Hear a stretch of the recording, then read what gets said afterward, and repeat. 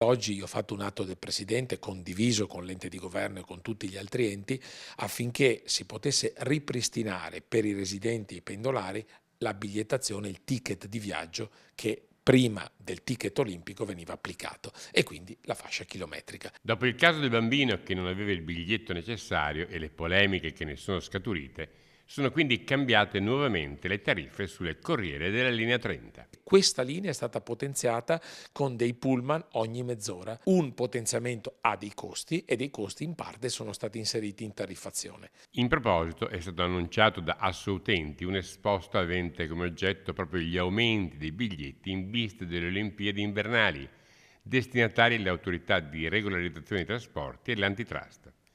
La vicenda ha portato anche a un altro esposto presentato in procura dal Codacons, che chiede di indagare anche su responsabilità delle aziende di trasporto e sull'operato degli enti locali. Intanto sono arrivate le scuse di Salvatore Russotto, 61 anni, l'autista reo di non aver fatto salire un bimbo di 11 anni sulla corriera che guidava e per questo sospeso dalle aziende di trasporto. Ne hanno scritto e parlato veramente, forse anche troppo, di una vicenda che però va condannata sotto tutti i punti di vista.